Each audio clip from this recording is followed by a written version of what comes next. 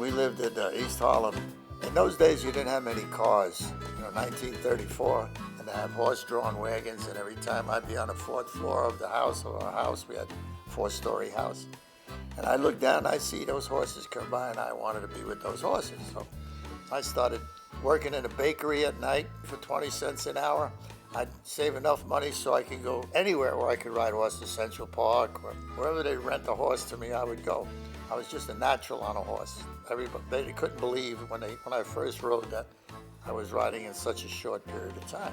Then when I didn't have any money, I cleaned stalls, or I did something where everybody loved me because I just was really good with the horses. And I realized that was going to be my life.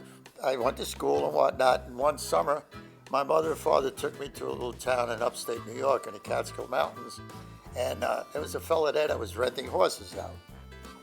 And I would go there and I'd hang around there and I'd help working, and I wound up riding. And next thing you know, he was gone, and I was 12 years old, and I was so well liked that I decided that I wanted to go into business.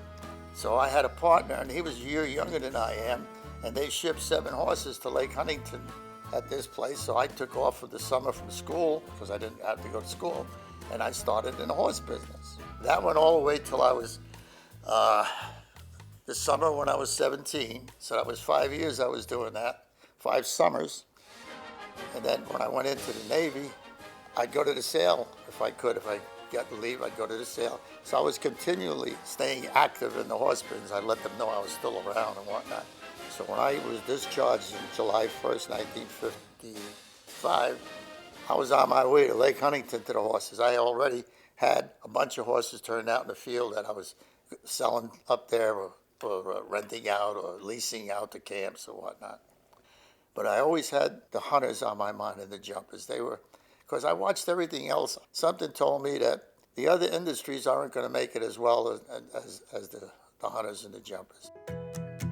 About 4 or 5 years afterwards, I started showing. When I got over to Pegasus in Rockledge, New Jersey, and every Wednesday night I was at the sale in Metuchen, New Jersey, and they all knew that I'd be coming home Thursday morning with horses, so it made things work. When I decided that I wanted to leave New York, I couldn't take the winters anymore, and I wanted to be 100% in the horse business. So I built a van, I put 5 horses on it, I put my children and my wife at the time in a station wagon, and we drove to Florida. Started out renting horses again. I had to start somewhere, I had to do something. And then some of those horses we moved over, we built a show barn on the same grounds, and then we started showing. Well, there was only 3 or 4 shows a year that meant anything in Florida in the 60s. So we put on a horse show every month at the farm I had, and it got it all going and going and going. We'd van horses for nothing just to get them to the horse show. Philip, he did all the barn work that I used to do when I was a kid. He loved horses too. But his sisters rode, and there were three children that liked horses, were in horses, but there were 3 different personalities, And each time we went out, each summer we'd go different places. We very rarely went to the same place, except generally we loved to start in Lake Placid. And one year we went to California. I really didn't know him from Adam. He showed up with a truck of nice horses in California, went to the ring and sort of beat the pants off of all of us. And that sort of got everybody's attention because we thought we were pretty slick out there on the West Coast until this East Coast Florida trainer arrived on the scene. And the only way to beat him was to buy his horses and ride them. We had every horse show in California. It was great. It was really great. Our jumpers did well. Our hunters, we ate them up. He had some of the best hunters of all time. I think probably the 2 that stand out. He had a horse named Columbo. I was a little kid in Palmetto, Florida, and I watched Rodney Jenkins ride this horse, and I said, wow, what a horse. He had another horse that his daughter Denise DeVita rode named Alabama. Horse had perfect technique. Those 2 horses were just as good as it gets. Dad always had a lot of horses, and as time went on, I think our customer business, we tried to maybe cut down and maybe have just a fewer amount of customers and do more sale horses. When you were looking for a horse, Phil DeVita was the place you went because Phil had such top horses, and he was really the go-to guy. We would bring the product to the market, And I think that that was something that he was maybe a little ahead of the times with. Our whole attitude was, sell them a good horse, not only will they be back, but they'll stay in the industry. You stick them for money, they're not going to stay in it because they're not dummy, they're not stupid. We tried to never sell a horse to somebody that we couldn't get them out of. If you sell them that horse for what you would take it back for, I think you never do wrong in the business. That's the way we lived by. That's what we did. You know, because we always had a nice van, and because we had the first 4-door pickup truck they ever made, and we had a dually. Not that we were ahead of the times, but when something came out, I was right there. I said, this is what we need. This a fifth wheel camper, you know, with a washer and dryer in it, you know, and a sliding door in the back. You know, just, not that I'm bragging or anything, don't get me wrong.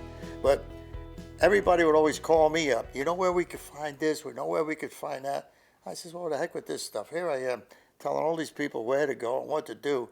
From now on, they're going to get them through me. So I went to Bellamy and I explained to him, this is what I want built. That's how we got into the 15 horse. As soon as we hit the showgrounds with it, people wanted them.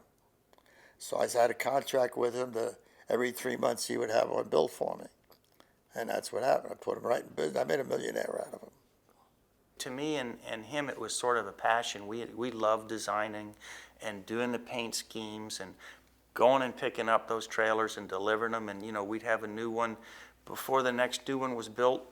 More than likely that trailer was sold or the one that was being built was sold. And you'd pull into a big horse show and there'd be 8 or 10 or 12 of your rigs there that you would, you know, put together and sold to people.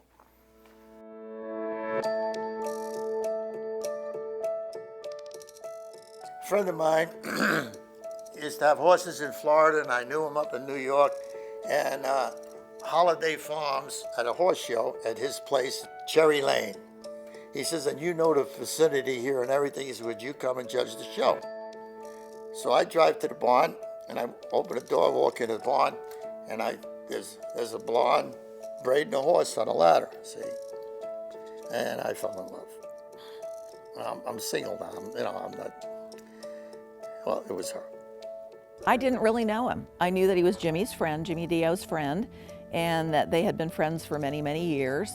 And so from that night that I met him, we started to, you know, we had an attraction. There was definitely an attraction there. We got to be very friendly and whatnot. And we went to Branchville and whatnot. I really loved it. But, you know, I was divorced. I had 3 children at the time. I was a little long in the tooth for her, I thought, anyway. But anyway, I told her it's goodbye, and it was goodbye. But we still seen each other, and then we decided, well, we may get back together. And we decided I was going to meet her at Madison Square Garden at the garden show. So I get down there, and we're combing the aisles, and I'm looking for Coral Hills Farm or somebody that I knew that looked familiar. And I ran into Michelle McAvoy at the time, Michelle Grubb. And I said to her, I said, Michelle, I said, which barn is Phil in? And she said, well, Phil's not here. He didn't come this year. He didn't bring his horses. And so at that time I thought, well, he dumped me. The day before that, I had a truck fall on me and broke my back, so I didn't go. And she thought I stood her up. So 20 years later, my son and I are judging a show in California. We're judging a show in California. Philip says to me, hey, he said, we're going out to dinner tonight with Meg Safgard, Michaela, and Jill. I said, Jill who? He says, you know, Jill. Is there a problem with that? And that started the relationship all over again. After Jill and I got married, her and I went out and we showed for 2 or 3 years. We had a blast. We just took 2 or 3 horses and we showed. And I wanted to give back to the industry that I love so much and I did so well with.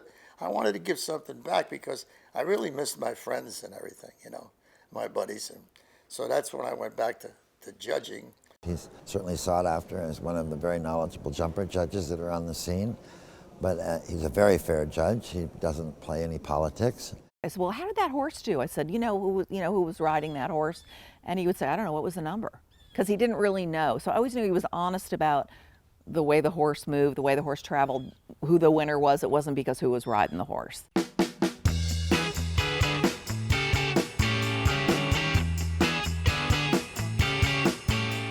I got to know him as a horseman, as a gentleman, as a party animal, certainly.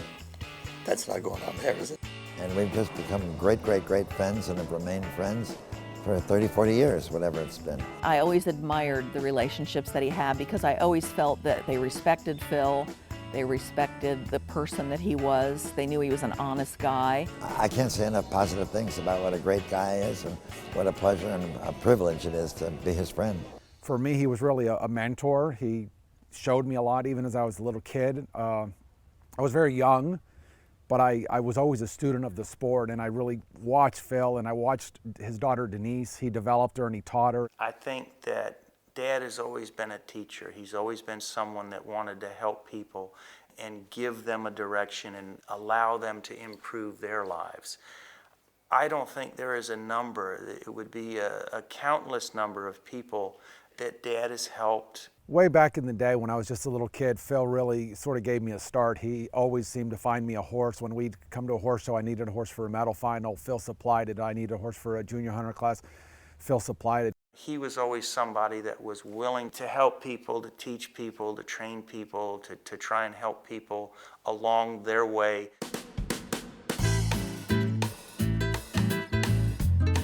The reputation part of the business, I think, is something that he always prided himself on and strived to make a better business and a better industry for us, for all of us.